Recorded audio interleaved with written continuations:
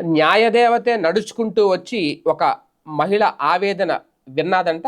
ఆమె వాదనని వినే ప్రయత్నం చేశారు ఒక న్యాయమూర్తి. ఇప్పుడు ఇది బాగా వైరల్ అవుతున్న అంశం.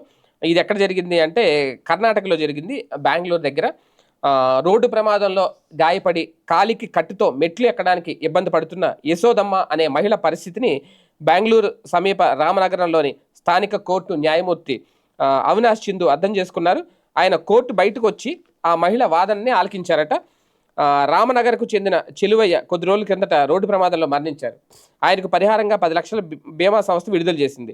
చెలవయ్య సంతానంలో 10 మందిలో యశోదమ్మ ఒకరు. పరిహారంలో తనకు 1,00,000 రావాలని న్యాయస్థానంలో అర్జీ పెట్టారు. ఈ కేసు విచారణకు వచ్చి మెట్లు ఎక్కలేకపోవడంతో ఆమె వద్దకు వచ్చిన న్యాయమూర్తి బాధితురాల వాదనను ఆలకించి యశోదమ్మకు ₹1,00,000 విడుదల చేయాలని బీమా సంస్థ ప్రతినిధులకు సూచించారట. నిజంగా అంటే ఒక్కొక్కసారి ఇలాంటివి కూడా జరుగుతుంది. మామూలుగా అయితే పట్టించుకోరు, కాలికి గాయం ఉంది వాళ్ళే వస్తారులే అనుకుంటారు.